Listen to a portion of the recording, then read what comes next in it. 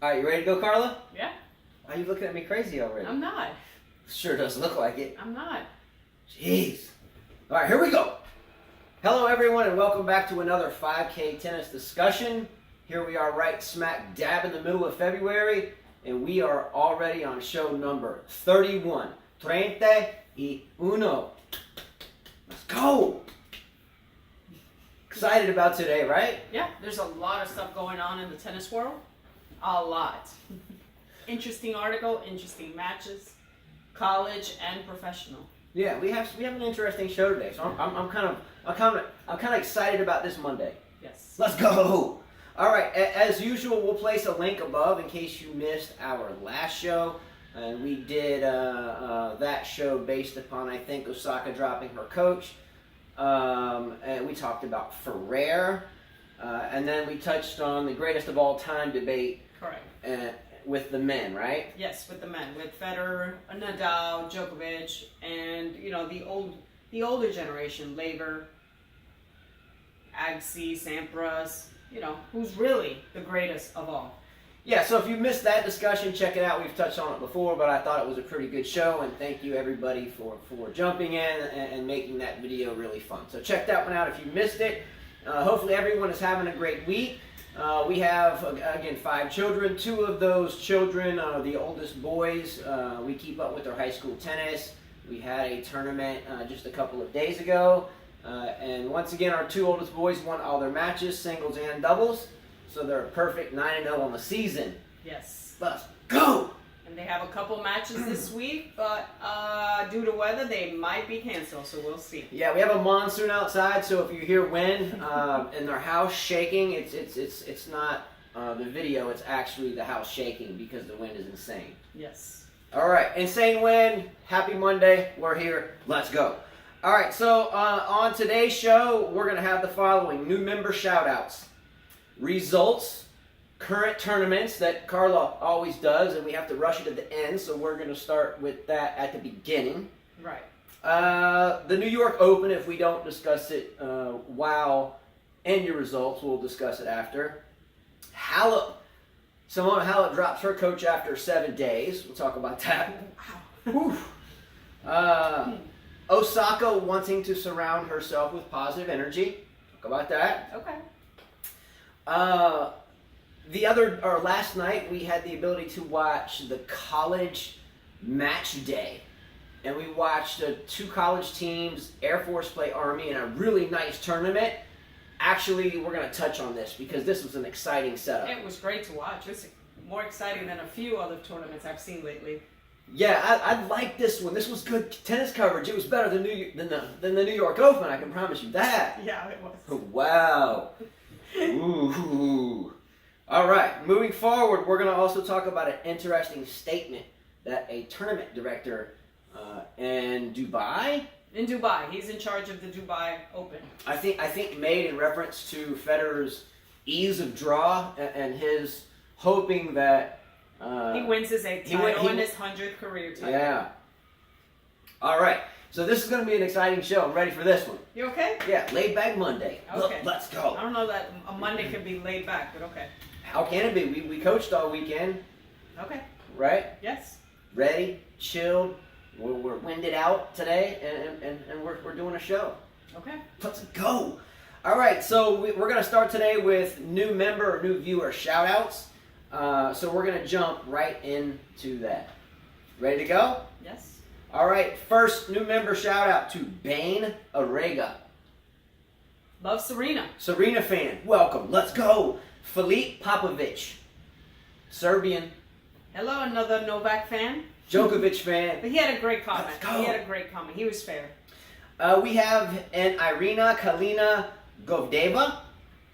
Where are you from? Welcome. Where are you from? Yep. Girl. Another girl. Let's go. We have Boris Bornikis. Borna Bornikis. Where are you from? He had a funny comment. Loved it. Yeah. Tapioca Fett. Where are you from, Tapioca Fett? Let's go. All right, so we have Mr. R.C. Dark Angel. He had an interesting comment about Federer. We He had some stuff that we didn't know about Federer. I think he mentioned the fact that he had 27 Titles. Yeah. So I think we had actually a typo, and I think we said 2 for some Well, I reason. don't know if he was counting mixed, doubles, and other stuff. Possible. We'll have to clarify that. I think I misspoke. Okay. So that could have been a correction. If so, I think my title count was off there. 2 to 27. That's a Maybe something occurred there. Huge difference. All right. So next new viewer or new member shout out to Winnie Edme.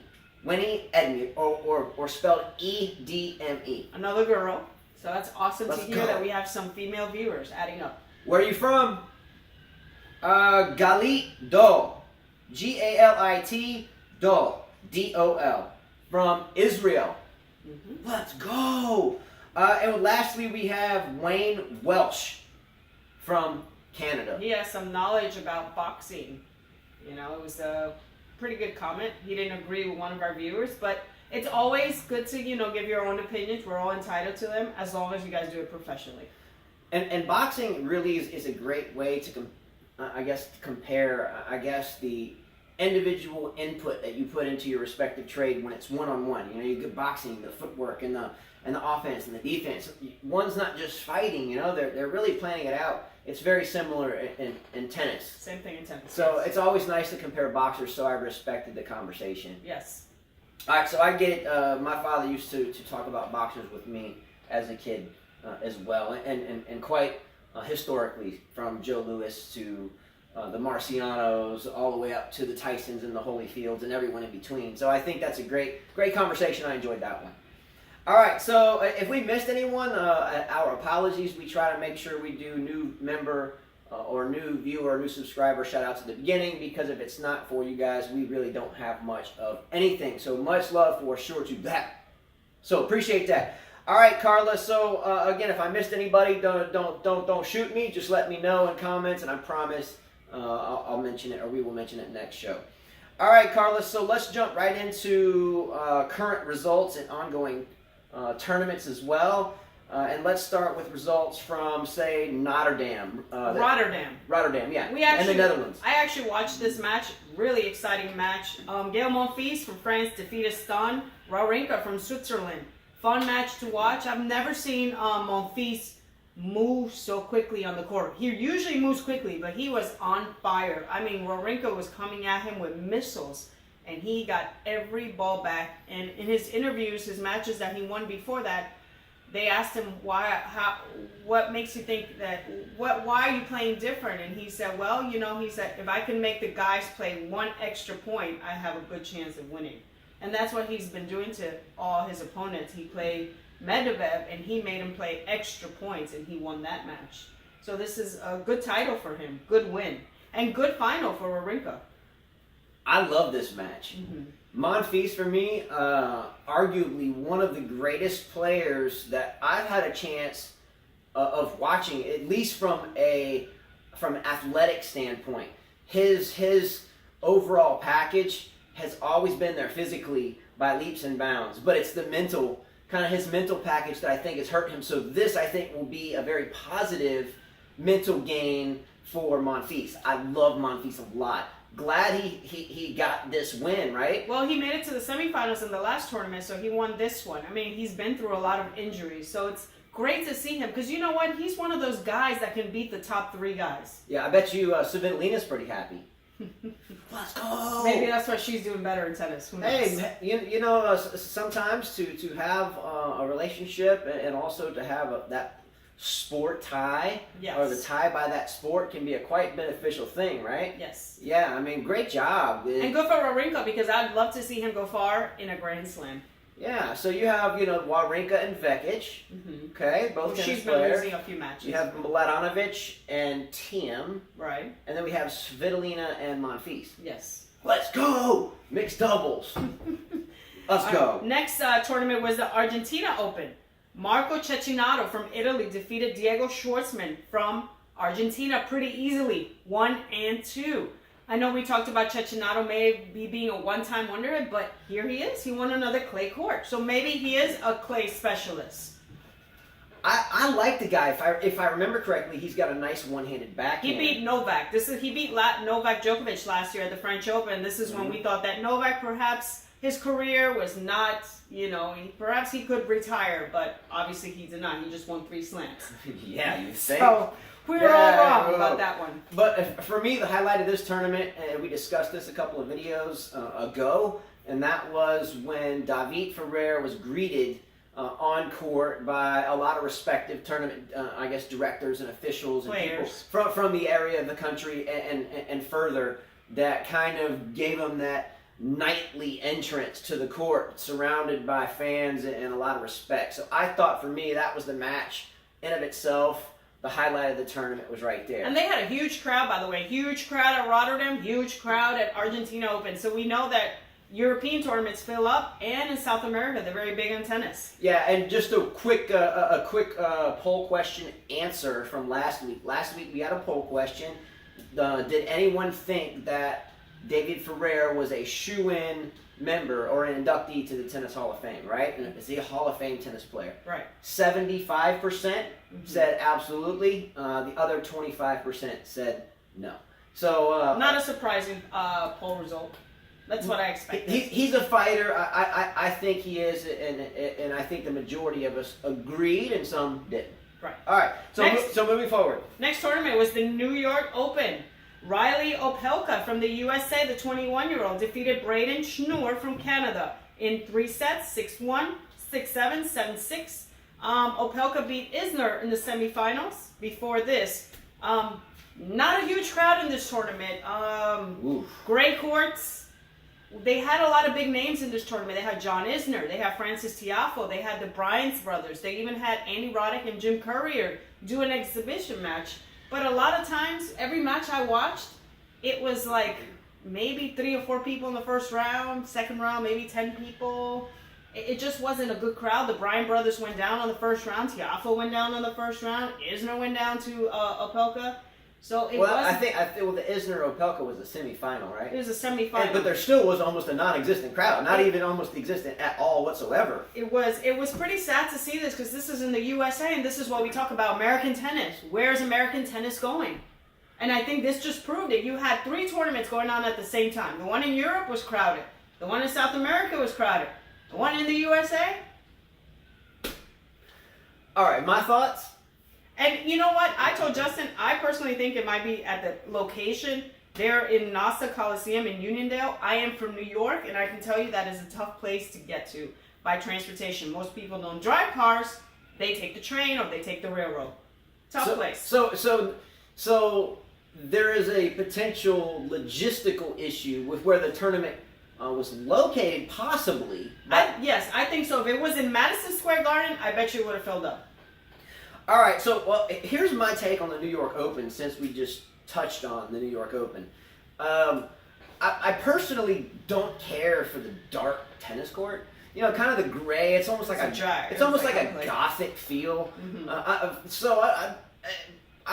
don't know if I'm not blaming it on the color of the tennis court, but I just don't really get it. Kind of the black court and the white lines and the dark audience. Well, it was gray court and the seats are black. So yeah, it's really quite a cavish flavor when you're trying to watch it. You feel like you're watching maybe WWF wrestling or something.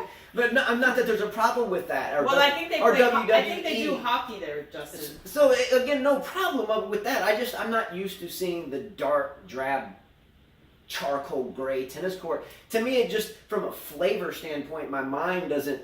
Even though I love the game and I bleed the game and I passionately play the game, I just didn't quite kind of evolve into the whole deal with the black court. It was tough. I actually watch almost every night. I watched every match, and still it was hard to get into it. It really was. And first of all, much love and respect to any tournament administration, organizers, ball boys, umpires. They tried their best. Because people do their best, and these are jobs. They have employment by coming to these tournaments. But I guess my only one kind of, and I always want to remain positive, but I guess my only one question mark, humbly said, with this one is, what was the whole? I don't really get the tournament. I would think that the tournament organizers at this point had to have hurt financially with this one because we had. They did. They definitely did. I mean, we watched probably the first 3 or 4 rounds in which there was just bare empty stands. Yeah, and the tickets, if you wanted to sit at the top, were like $20 So for very the first cheap. few days. Super affordable. And then if you wanted to be up close, it was like $80. So it wasn't bad. The tickets were pretty cheap. Yeah. So yeah, I mean, talking about very fair prices, a really nice, but I don't really, I don't think it might have turned out necessarily the way that one would have hoped. At least if you were those that are sponsoring the tournament and creating the tournament. There was a lot of great tennis. There was, yes. But my only question is why weren't the seats more full? And maybe it's like you said, it was just logical. I think it could be logical, yeah. At least they had trophies this year. At least they had trophies this year. Last year they had a painting for Anderson. So. All right, well, anyway, so I guess we had an exciting match with Isner and Opelka. Of course, it went 6-7, 6-7, 6-7. Yeah, Opelka got his first title. Good for this youngster. All right, man, thank gosh. We got a tiebreaker there, right? Yeah. Well, yeah, we got a tiebreaker. Yeah, got a tiebreaker. On to current tournaments. Right now, we have the Rio Open. It's a 500 ATP. It's in Rio de Janeiro, in Brazil. Your number 1 seed, Dominic Thiem. Number 2 seed, Fabio Fognini from Italy. 3, Marco Cecchinato from Italy. And 4, Diego Schwartzman from Argentina. An interesting match to watch there is Fabio Fognini against Felix Auger-Aliassime from Canada, the young guy. Great match. Yeah, great match. Next tournament we have is the ATP 250 Open 13th Province in France. Number 1 seed, Stefanos Tsitsipas from Greece. 2, Borna Koric from Croatia. 3, David Goffin from Belgium. 4, Denis Shapovalov from Canada. And I only named this guy because he's playing another tournament. Gael Monfils from France is the 7th seed. You always have to mention Gael Monfils. You have to. He's an exciting player. He sells tickets. Yeah. People want to see him. One would be foolish not to always have your eyes peeled on Gael Monfils. And this is this guy. This is what we talk about tennis. You need the personality in tennis. You don't need someone that's just boring to watch. If Monfils is on point and he's his electric self that he can be, watch out. Definitely. Monfils can beat anybody on tour. Next tournament, Delray Beach Open. I've volunteered for this tournament. Excited to see Juan Martín del Potro is your number 1 seed from Argentina. John Isner, number 2 from USA. Francis Tiafoe is your number 3 from USA. Steve Johnson is your number 4 seed from USA. Good match to watch. Nick Kyrgios from Australia against John Millman from Australia. Exciting tournament there. Yeah. And that's a 250, right? That's a 250. That's good for Delray Beach. That should be nice location. Fun tournament there. Watch out for Del Potro. Nice lineup. On to the WTA, the Qatar Open. Elise Mertens from Belgium defeated Simona Halep from Romania in 3 sets. Ooh. And then she dropped her coach, Thierry van Klemput, after a week. Yeah, that was a 7-day venture, I think. But, you know, the interesting thing for me on this is that we have Halep that we discussed about a week ago with her new coach, which was David Goffin's ex-coach, respectively. Yes. David Goffin, great results, and this coach has worked with a lot of other players as well. But Goffin, I think, was the most recent, right? Well, before you mention anything, I had a viewer say that this coach was asking for a lot of money, over $500,000 a year, plus 10% of her prize money. I'm no expert. I don't know. I'm no expert on numbers such as those, and I didn't know those facts to kind of respond to that. But it sounds like because for economic reasons, maybe the contract didn't work out. You got to prove yourself first. The cool thing is, or the interesting take I think here is that you just had Osaka dropping Sasha Bajin, and now you have Halep dropping Thierry van Klemput. Any chances? Is there any chance? Poll question. Here's a poll question. Today's poll question. Is there any chance that Sasha Bajin, who Osaka just dismissed, right, will have a chance to tie up with Simona Halep? Kind of a different player, but I don't think so. Personally, I don't think so. No. That's the poll question. I think she should go back to Cahill. Any correlation between these two players dropping their coaches? Does Halep potentially wind up with Sasha for a different attack or a different strategy on the game? Well, her game would have to change with him. So you've had the guy Sasha that's worked with Azarenka, Wozniacki, Sloane Stephens, Osaka, Serena, and more. Yeah. All of which these girls have won majors, right? Yeah, and he's a former ATP player as well. Yeah, so again, we don't know the ins or outs of what happened there, and nor can we delve off into it because it would just be opinionated or an assumption, which generally are wrong. So again, any chances, poll question, that Halep winds up with Sasha Bajin? Well, she's for her it's a lot of mental. Does he want to deal with that? We'll see. I don't know. Okay, good topic. Current tournament is going on right now. The Hungarian Ladies Open. Number 1 seed, Alison van Uytvanck from Belgium, and she's got a good match playing Vera Sonareva from Russia. And your number 2 seed there is Kirsten Flipkins from Belgium. I say go. It's a small tournament. Yeah, I say Very go small Vera tournament. Sonareva. I love her. Tournament. I'm pulling for her. She has been around the game When for she retired, came back. for a She's long a time. mom, so good for her. Yeah, right? I say go Vera. Let's go. Come on. Big tournament going on the women's side. The Dubai City Open is going on right now.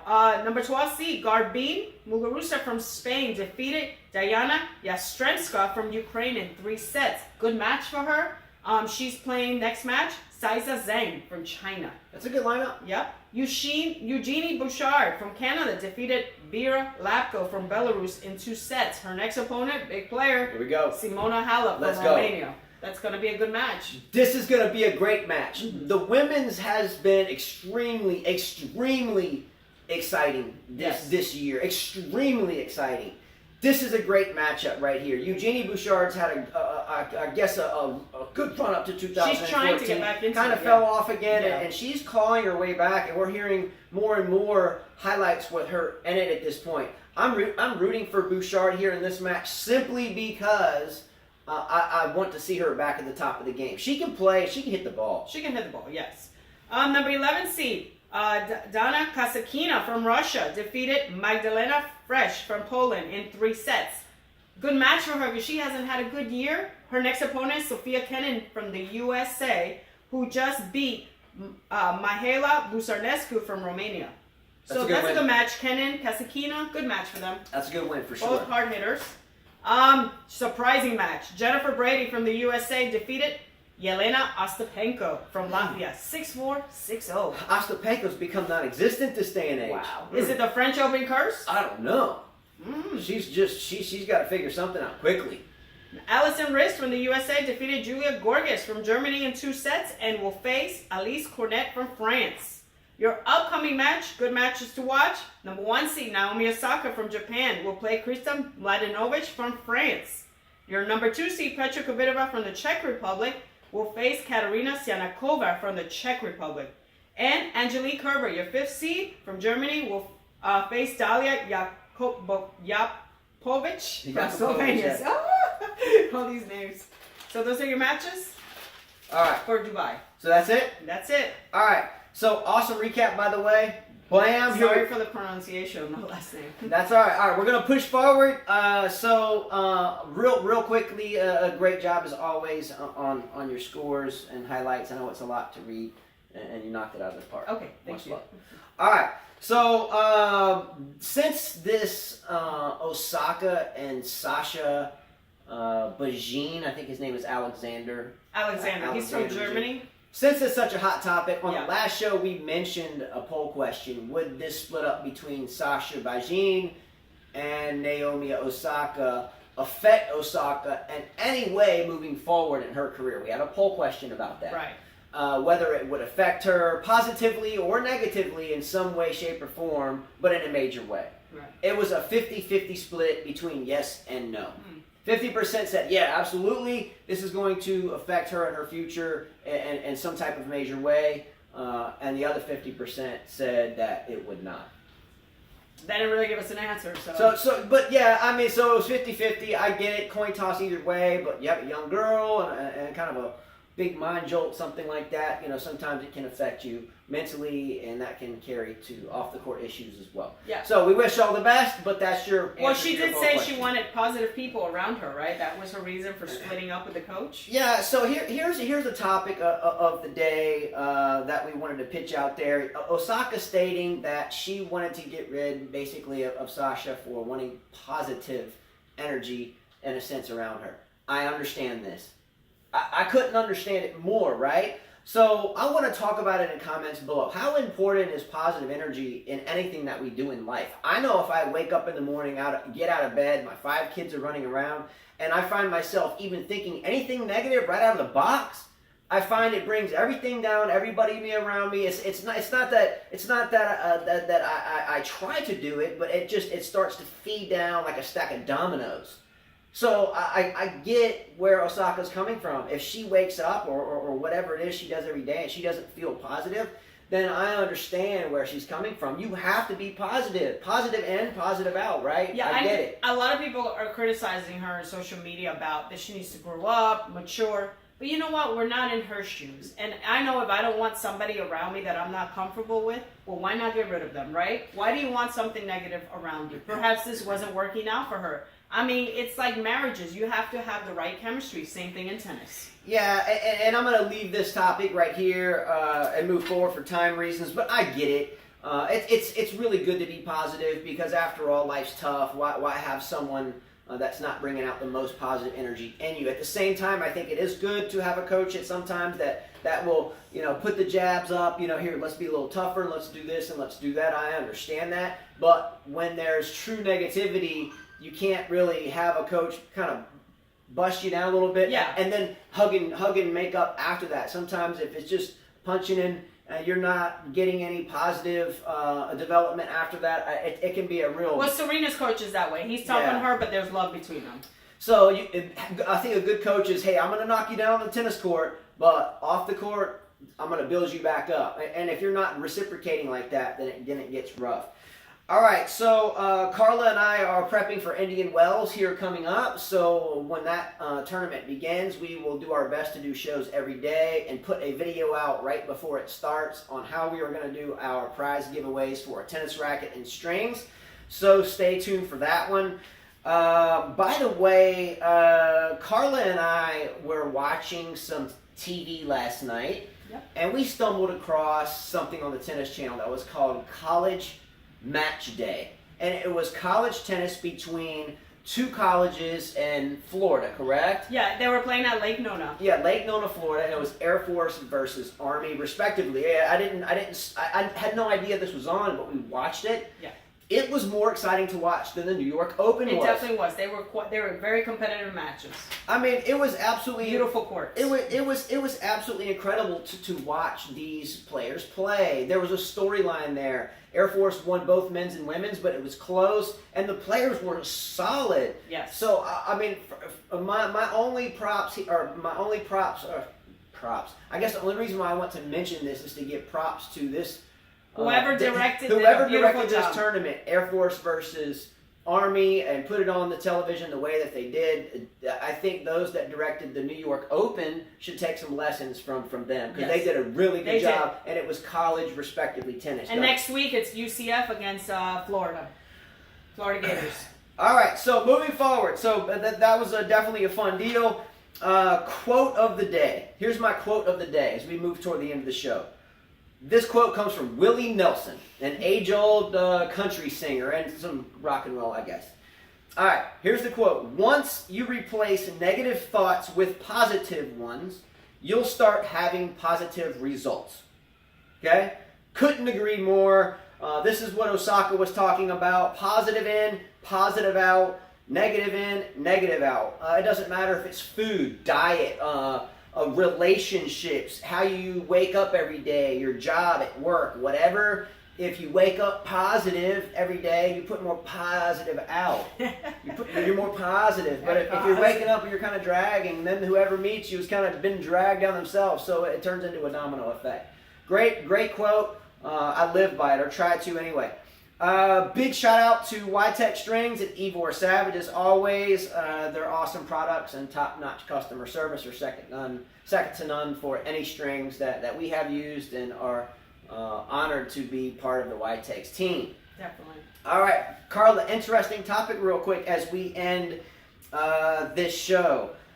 You told me about a tournament director making a strange comment about Roger Federer and his ease of draw heading into the Dubai tennis tournament. Well, you have the director, Salah Taklaks.